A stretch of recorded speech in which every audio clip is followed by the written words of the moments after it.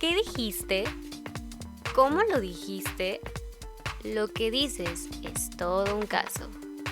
La sección donde analizamos lo que sale de tu boca, palabra por palabra. Ya regresamos aquí a Comunicazos, en donde lo que dices es todo un caso. Estamos platicando con Ricardo Miranda y nos va a compartir algunas cuestiones que ya hemos estado poniéndonos en contexto sobre proyectos que ha realizado y sobre todo también trabajos que tienen que ver con la difusión, con campañas encaminados a la educación. Entonces, Ricardo, cuéntanos de una campaña en particular. Vamos a ir por esa primera campaña que nos comentaste y nos propusiste como primer tema, que es la campaña internacional de Global Teaching Insights. Es correcto, Sebastián. La comunicación en mi trabajo es importantísima porque a veces tanto padres como compañeros maestros, sociedad en general, nos quedamos con que, bueno, la educación es como simplemente mandar indicaciones, ¿no? Que se acaten, etcétera, cumplir con ciertas características de memorización, etcétera. Pero en realidad la educación tiene una base fundamental en la comunicación. Porque no importa si estás trabajando con niños, si estás trabajando con empresas, si estás trabajando con gobiernos, si estás trabajando con los padres de familia o con otras instancias, en este caso, como te voy a platicar, con compañeros de otros países, pues el ser muy claro con las ideas, es el ser muy claro con el proyecto que tienes, cómo se va a lograr y poder agrupar y acompañar es vital, ¿no? Entonces, bueno, a partir de eso, pues vamos a estar desarrollando te voy a compartir estas experiencias. Mira, Global Teaching Insights es una campaña que se está haciendo a nivel mundial por parte de la OCDE.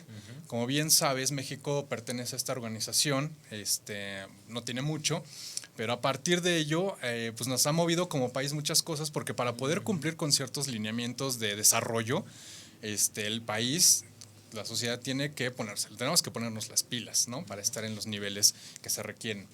Entonces, tienen un rubro que es el de educación, y ahí es donde entra esta campaña.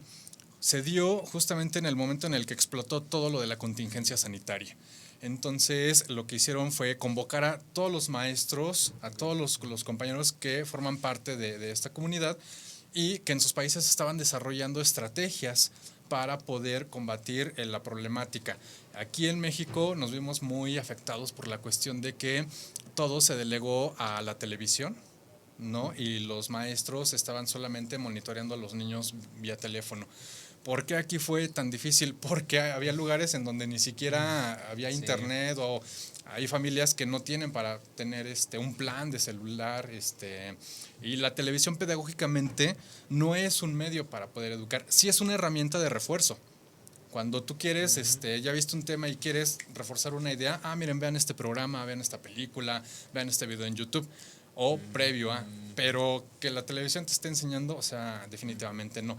La esencia de la pedagogía es siempre el tener esa relación entre el estudiante y el docente, porque se retroalimentan. Si hay el alumno requiere alguna pausa, el docente entonces va ajustando el ritmo de trabajo, etcétera, ¿no? Okay. Bueno, entonces en esta campaña hubo muchísimas propuestas de maestros de todas partes de América, de Europa, de Asia, incluso algunos de África. Y bueno, nosotros participamos junto con otros 8 maestros de aquí de México. Uno de ellos es un compañero que tiene una revista de pedagogía. Les mando un saludo al maestro Ezequiel, por cierto.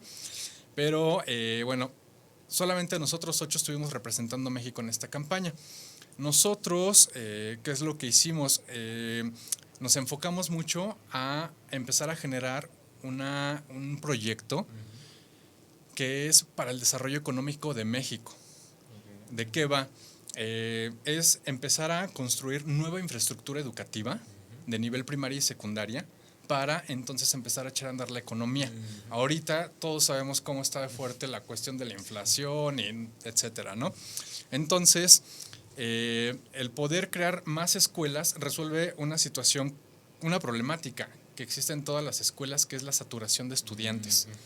Cuando tú tienes demasiados estudiantes, aunque tengas una muy buena metodología o aunque seas un super maestro, no te das abasto. Sí. Entonces, lo correcto, no importa qué método utilices, es tener pocos alumnos, porque los puedes atender perfectamente. Sí. Es lo que sucede precisamente en países de primer mundo.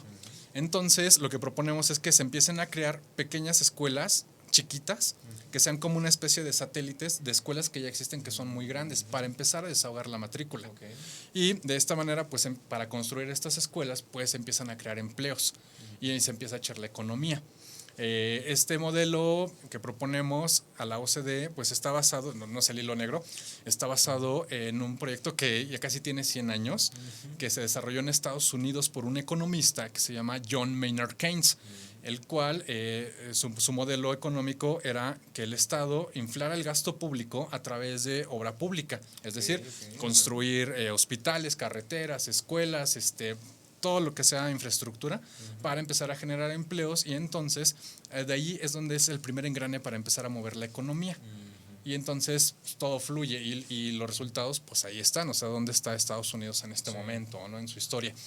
Pero lo que nosotros proponemos es no hacer una copia, sino más bien hacer una adaptación a nuestras necesidades culturales, a nuestras necesidades económicas, para que sea un modelo de desarrollo económico pues, que vaya enfocado a nuestro desarrollo de manera significativa.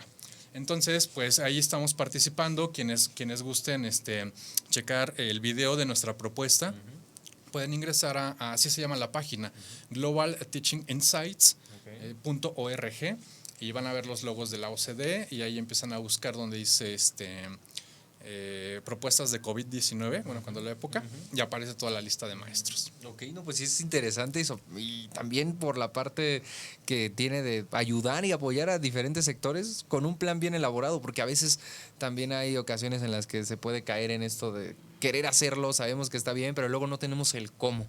Pero lo que ustedes plantean, pues sí, es un cómo, es una forma de llevarlo a cabo, de hacerlo, y ahora con esto que ya mencionabas de las herramientas que utilizan, de cómo las herramientas digitales pueden ser complemento de la enseñanza, de la labor pedagógica.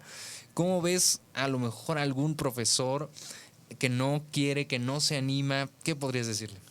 Híjole, bueno, la verdad es que es como decirle a un taxista, oye, mira, te vamos a poner un carro híbrido, ¿no? De los que no contaminan y automático, y ya tiene un tablero más grande y tiene wifi y todo, ¿no? Y que digan, no, porque yo estoy acostumbrado a mi carro. A final de cuentas, todas estas herramientas digitales, lo que vienen a hacer en nuestra labor es facilitarlo, ¿no? Entonces, si un maestro tiene muy claro lo que enseña, cómo lo enseña, ¿no? Qué es lo que quiere generar en sus estudiantes, pues las herramientas no son un obstáculo, al contrario. Yo invitaría a los compañeros docentes que se animen a utilizar todas estas plataformas, para inclusive, tal vez, a veces piensan que todo tiene que ser como que en video, ¿no? Hay compañeros que les da un poquito de vergüenza, pero por ejemplo a través de blogs se pueden desarrollar sesiones, compartir sus talleres de literatura, sus talleres de deporte, sus talleres.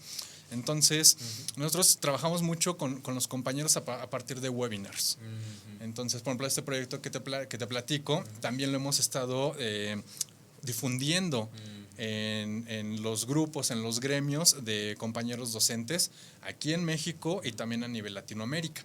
Y otra herramienta que utilizamos también es una página, no sé si puedo decir el nombre, pero es donde si tú tienes una iniciativa para algo, ahí puedes juntar muchísimas firmas. Entonces hay mucha gente que dice, sí, esta propuesta es algo que es bueno para el país y yo la apoyo. Y entonces juntas firmas y ya después de ahí generas algún movimiento, alguna acción.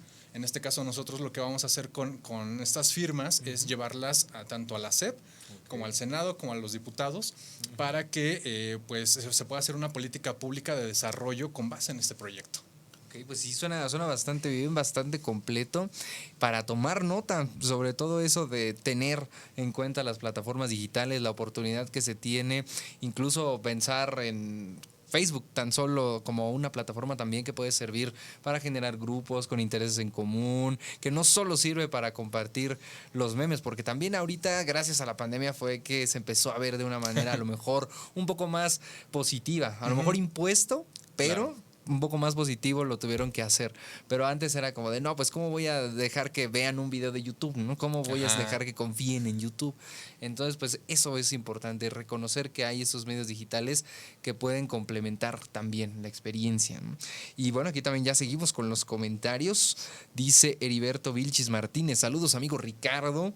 También nos dice Claudia Elena Arámbula Ramírez, propuestas completas, muy bien. Muchas gracias. Pues sí, ahí está. Entonces toda esta información, también cualquier duda, cualquier cosa que le quieran preguntar a Ricardo, pues pueden hacerlo aquí en los comentarios, los estamos leyendo muy, muy a gusto y ver también, reconocer las herramientas digitales que pueden usarlas, que no solo se limita a lo mejor a la labor docente, sino también lo podemos utilizar en espacios de entretenimiento y que el entretenimiento también nos sirva para formarnos. Hay muchos videos que son muy entretenidos y que al final, sin darnos cuenta, ya nos dejaron alguna información, algo por ahí importante. ¿Tú sigues algún canal de YouTube o algo en particular que pudieras decir, este cumple con esa característica? Claro que sí. Bueno, mira, ahorita igual por la pandemia empecé como a suscribirme a más canales. Sí.